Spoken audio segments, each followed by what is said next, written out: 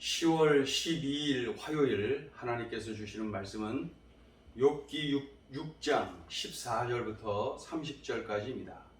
봉독을 합니다. 낙심한 자가 비록 전능자를 경외하기를 저버릴지라도 그의 친구로부터 동정을 받느니라.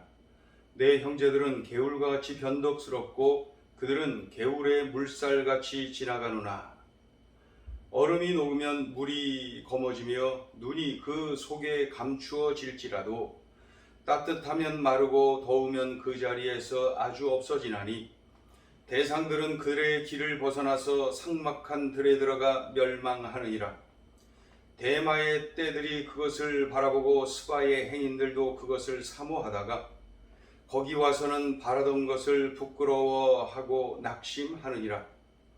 이제 너희는 아무것도 아니로구나. 너희가 두려운 일을 본즉 겁내는구나.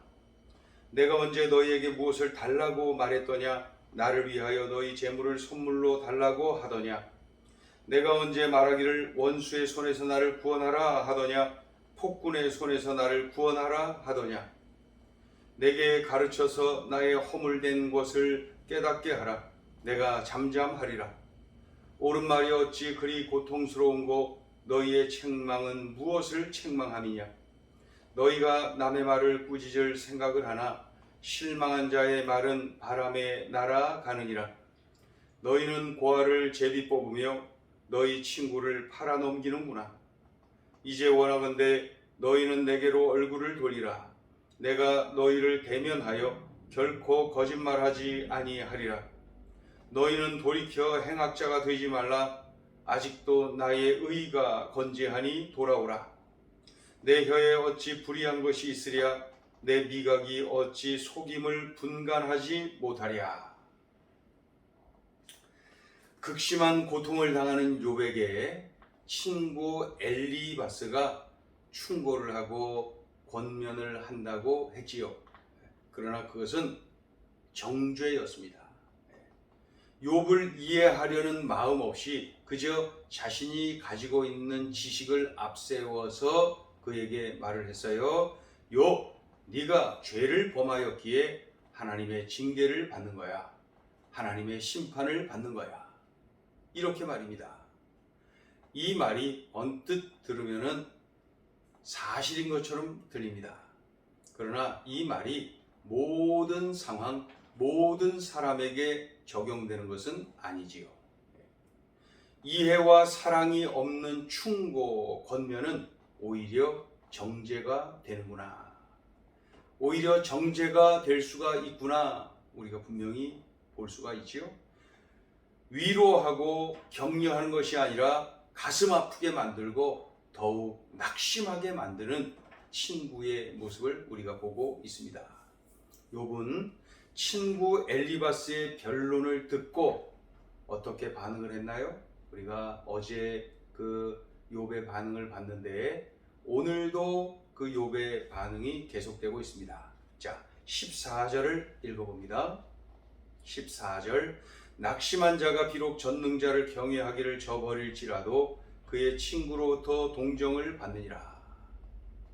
엘리바스의 말대로 내가 하나님께 죄를 범하여 징계를 받고 심판을 받는다 할지라도 친구들은 나를 이해하고 동정해야 하는 것 아니냐? 어떻게 친구가 이럴 수 있느냐? 이런 그 의미를 담고 있지요. 자, 15절도 읽습니다. 내 형제들은 개울과 같이 변덕스럽고 그들은 개울의 물살같이 지나가노나. 이 사막 지역 아닙니까? 이 사막의 개울 하면은 말이죠. 비가 오면 금방 막 넘쳐납니다. 그러다가 비가 그치면 얼마 안 가서 금세 메말라 버리죠. 이런 개울을 이제 와디라고 표현을 하죠. 와디. 정말 변덕스럽죠. 비 오면 막 흘러 넘쳐나는데 비가 그치면 얼마 안 가서 금세 메마를 정도로 물이 다 빠져버립니다. 더욱이 물이 필요한 건기 때는 메말라 버리죠. 물이 별 필요 없는 우기 때는 넘쳐나지요. 그러니 무슨 뜻입니까? 나의 친구들도 지금 내가 그들의 위로와 격려가 필요할 때에 그들은 아무 소용이 없구나. 그런 나를 이렇게 나에게 해를 끼치고 있구나. 정말로 필요할 때에 없는 거예요.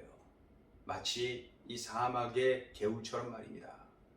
필요 없는 우기 때는 잔뜩 있고 넘쳐나고, 필요한 건기 때는 메말라 있고, 그런데 정말 친구의 위로가 필요하고 격려가 필요한 이 욥에게 지금 이 친구들은 오히려 정죄를 하고 마음 아프게 하고, 마치 사막의 개울물과 똑같다는 거예요. 자, 16절 17절 읽어보죠. 얼음이 녹으면 물이 검어지며 눈이 그 속에 감추어질지라도 따뜻하면 마르고 더우면 그 자리에서 아주 없어지나니. 이 고산 지역에는 눈이 옵니다. 그래서 만년설도 있고요. 눈이 와요. 그리고 그거에 얼지어 얼음이 됩니다. 그런데 이제 날씨가 풀리면서 따뜻해지면서 얼음이 녹으면서 물이 되어 흐르기 시작해요. 그때 이제 얼음과 눈이 녹아서 물이 되어 그 산에서 흐르는 때에 먼지도 같이 흐르고 자갈도 같이 흐르고 여러 가지 이것저것들이 막 물과 함께 같이 쓸려서 같이 내려갑니다. 그러다 보니까 물이 자연스럽게 검은색이 되는 거죠. 그렇게 해서 뭐 물이 막 흘러 내려가는 거예요. 그런데 봄에는 그렇게 되는데 이 여름같이 더운 때에는 정작 이 물이 필요한 때 이 더운 날에는 다 흘러가고 다 메말라 있는 거예요. 욥이 친구들을 보면서 그렇다는 거예요. 정작 물이 필요한 때 이 여름날 더운 날에 물이 다 메말라 있는 것처럼 그 많던 그 물이 다 흘러가 버리고 메마른 것처럼 정말로 위로가 필요하고 힘든 이때에 친구의 사랑이 필요한 이때에 친구가 나를 이렇게 대하는구나. 그러한 마음을 이렇게 문학적으로 표현하고 있습니다. 자, 18절도 읽어보죠. 대상들은 그들의 길을 벗어나서 삭막한 들에 들어가 멸망하느니라. 대상, 이 카라반이라 그러죠. 자, 단체로 수십 명씩 때로는 100명 이상 집단으로 이동하면서 이게 마적대, 이게 도둑대들이 강도대가 달려들어서 빼앗을까봐 그래요. 죽이고 빼앗을까봐. 그래서 이 카라반이라 그러는 이 대상들이 집단으로 이동을 합니다. 장사를 하고 그런데 집단으로 이동을 하지요. 자기들의 안전을 위해서. 이 대상들도 말이죠. 정작 이 행진을 하다 보면은 얼마나 갈증이 납니까? 갈증이 얼마나 납니까? 그런데 정작 갈증이 나는 이 더운 날 개울은 메말라 있으니 이 대상들이 목말라 하고 갈증 나고 결국 죽게 된다. 똑같은 말이죠. 이 친구들, 이 욥에게 도움을 주지 않고 욥이 더욱 고통당하게 되는, 결국에 이 친구들로 인하여 욥이 더 큰 고통을 당하여서 이 어려움을 겪는 그런 모습을 이렇게 표현하고 있습니다. 19절 20절 읽어보죠. 19절 20절. 대마의 떼들이 그것을 바라보고 스바의 행인들도 그것을 사모하다가 거기 와서는 바라던 것을 부끄러워하고 낙심하느니라. 대마의 때가 이제 캐러반, 대상들을 의미합니다. 또 스바의 행인들도 대상들을 의미합니다. 그래서 대바 사람들, 대바의 이스라엘 대상들은 물론이고 대바의 대상들, 스바의 대상들도, 그죠? 그들도 기대했던 물이 있을 것으로 기대하고 갔는데 물이 없어서 낙심하고 당황하게 된다. 그러니까 욥이 친구들이 왔을 때 기대하고 또 기대했는데 그로 인하여서 오히려 어려움을 당하니까 낙심하고 당황하게 되었다. 그러한 표현입니다. 21절을 보죠. 이제 너희는 아무것도 아니로구나. 너희가 두려운 일을 본즉 겁내는구나. 친구들, 자네들이 나에게 그런 존재들이 됐어. 이미 그런 존재가 됐어. 나에게. 왜? 내가 하나님의 징계를 받으니까 자네들에게도 혹시 징계가 임할까봐 겁나나? 두렵나? 이런 뜻이죠. 질문하는 거예요. 22절 23절을 봅니다.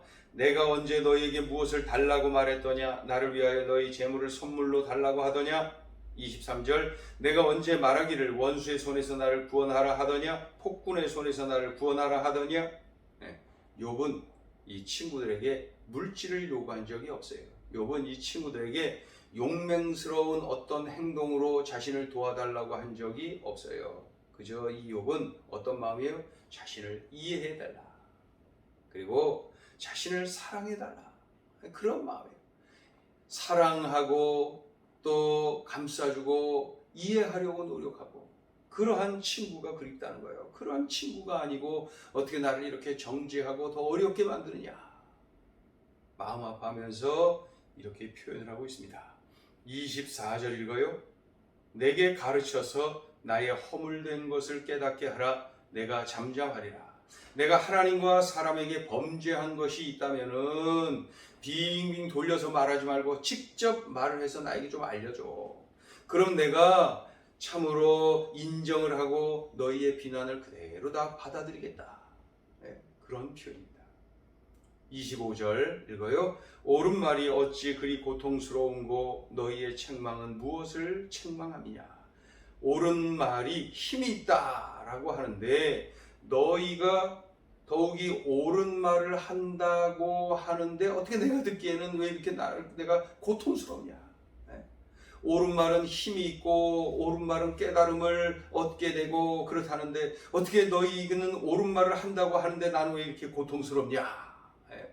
도대체 무엇을 책망하고 있는 거냐. 제발 자세히 좀 가르쳐달라. 좀 밝히라는 거죠. 자기가 하나님 앞에 범죄한 거 있으면은 하나님과 사람 앞에 죄를 범한 거 있으면 그걸 좀 알려달라. 그럼 내가 인정하겠다. 26절입니다. 26절 너희가 남의 말을 꾸짖을 생각을 하나 실망한 자의 말은 바람에 날아가느니라. 27절 너희는 고아를 제비 뽑으며 너희 친구를 팔아넘기는구나. 그러니까 이 욥의 말을 지나가는 바람처럼 여기는구나. 그러니까 이 욥이 아무리 말해도 이 친구들은 말이죠. 그 말을 잘 들으려고도 안 해. 이해하려고도 안 해. 그저 지나가는 바람처럼 대하고 있다는 거예요. 서운하다면 너무나 힘들다는 거예요. 또 돈을 받지 못하면은 사람을 노예시장에 팔잖아요. 그 당시에 그랬잖아요. 그러다 보니까 그 과부가 특히 이제 과부가 그 빚을 갚지 못하면은 과부의 아들들이 팔려가는 거예요. 노예시장에다가 팔아서 이제 그 빚쟁이가 가져가는 거죠. 그러다 보니까 그 아들 중에 이렇게 제일 뽑아서 가져다가 데려다가 이제 파는 거죠. 그러한 이 그 상황에서 말이죠. 이 어떤 마음으로 이런 표현을 하냐면은 욥이 친구들을 불신하는 거예요. 욥이 이 친구들을 향한 이 갈등의 마음을 이렇게 표현하고 있는 것이죠. 자, 그 다음에 28절부터 30절까지는 우리 한꺼번에 읽어보죠. 28절부터 30절. 이게 이제 분위기가 완전히 이제 달라지죠. 지금까지는 하소연하고 또 나름대로 할 말하고 또 이렇게 반격도 하고 그랬지만은 28절부터 30절에 이르러서는 뭐라고 합니까? 욥이 마음을 가라앉히고 친구들에게 말하는 거예요. 나의 참 모습을 이렇게 좀 잘 분별해다오. 또 나의 진정한 친구가 좀 되어다오. 이제 이러한 마음으로 내가 오죽하면 이렇게 말하겠니 하면서 이야기하는 거죠. 28절부터 읽어보죠. 이제 원하건대 너희는 내게로 얼굴을 돌리라. 내가 너희를 대면하여 결코 거짓말하지 아니하리라. 29절 너희는 돌이켜 행악자가 되지 말라. 아무도 나의 의가 건재하니 돌아오라. 아직도 나의 의가 건재하니 돌아오라. 30절 내 혀에 어찌 불의한 것이 있으랴. 내 미각이 어찌 속임을 분간하지 못하랴. 자, 오늘 주시는 메시지입니다. 첫째, 말을 잘하라. 극심한 고통을 당하는 욥, 재산을 다 잃었죠. 자녀를 다 잃었죠. 건강을 잃었죠. 극심한 고통이. 이런 상황에서 욥을 위로하겠다고 달려온 이 친구들이 얼마나 고맙습니까? 그러나 문제는 말. 친구들이 말을 하는데 친구들의 그 말로 인하여서 욥은 더욱 극심한 고통을 당하고 있는 거예요. 네가 하나님께 범죄하였기 때문에 하나님이 징계를 하시는 거야. 하나님이 너를 심판하시는 거야. 이렇게 말이죠. 이 말이 옳은 말 같지만은 하나님 앞에서 모든 사람에게 적용되는 것은 아닙니다. 예. 이 욥이 이 말에 적용되지 않는다는 거 우리가 잘 알지 않습니까? 예. 그러니까 이 친구들의 모습을 보면서 얄팍한 지식을 앞세워서 말하다 보니까 결국 친구를 정죄하기도 하는구나. 친구로 인하여서 극심한 고통을 당하고 있구나. 위로자들이 아니라 정죄하는 자들, 고통을 주는 자들이로구나. 그것을 깨닫게 됐습니다. 원인이 뭐예요? 말의 말. 말을 잘해야 됩니다. 믿음의 말, 살리는 말, 격려의 말, 긍정의 말, 위로의 말, 이렇게 말을 잘해야 합니다. 네, 말을 잘해야 됩니다. 지금 한번 나 자신을 생각해 보세요. 나는 말을 잘하는가? 특히 우리 가족 안에서, 우리 가정에서 우리 가족에게 말을 잘하는가? 네. 어린 자녀들에게 말을 잘하고 있는가? 직장 동료들에게 말을 잘하고 있는가? 특별히 부하 직원들에게, 그곳에서 힘없는 그러한 부하 직원들에게 말을 잘하고 있는가? 오늘 우리들이 생각해야 됩니다. 나 자신을 돌아봐야 됩니다. 나는 말을 잘하고 있는가? 자, 둘째 주시는 메시지입니다. 만남의 축복을 간구하라.